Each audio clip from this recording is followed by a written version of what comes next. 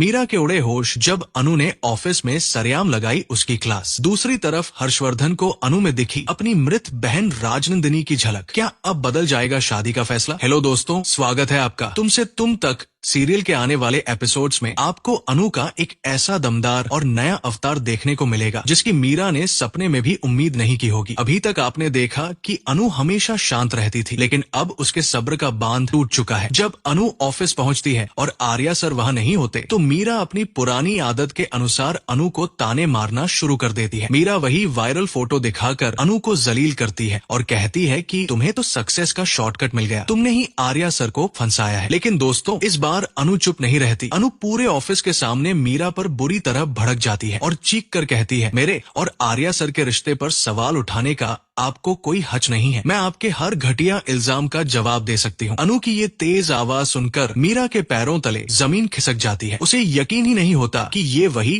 डरी समी अनु है। तभी आर्या सर की एंट्री होती है। मीरा तुरंत अनु की शिकायत करती है, लेकिन आर्या सर मीरा को ही फटकार कर वहाँ से अपने काम पर जाने को कह देते हैं। वहीं दूसरी तरफ शर्मा जी के घर में एक अलग ही परेशानी चल रही है। पूरा मोहल्ला शादी के खिलाफ मुंह फुलाए बैठा है। कोई शर्मा जी से सीधे मुंह बात नहीं कर रहा। मोहल्ले वालों का गुस्सा शांत करने के लिए भोली के कहने पर पुष्पा जी एक तरकीब निकालती है। वो गर्मा-गर्म चाय और पकौड़े बनाकर मोहल्ले के आदमियों को दावत पर बुलाती है। लोग पकौड़े तो खाने लगते हैं, लेकिन अचानक ताना मारते हैं कि क्या आपको लगता है इन चाय पकौड़ों से आप हमसे अपनी बात मनवा लेंगी? और वो सब वहाँ से उठकर जाने लगते हैं। बेचारी पुष्पा जी और शर्मा जी बहुत दुखी होते हैं, लेकिन तभी मोहल्ले के एक समझदार काका उनका साथ देते हैं। वो आराम से पकौड़े खाते हैं और पुष्पा जी को तसल्ली देते हैं कि वो खुद मोहल्ले वालों को समझाएंगे और सब ठीक कर देंगे। अब कहानी वापस लौटती है ऑफिस की तरफ, जहां असली इमोशनल ड्रामा शुरू होने वाला है। ऑफिस में हर्षवर्धन की एंट्री होती है और अनु बिना डरे उसे मनाने के लिए उसके केबिन की तरफ बढ़ती है। ये देखकर मीरा की जासूसी शुरू हो जाती है। वो छुपकर देखती है और तुरंत मानसी को कॉल लगाती है। मानसी मीरा को हर्षवर्धन की शर्त और शादी तोड़ने वाले प्रॉमिस के बारे में बताती है, जिसे सुनकर मीरा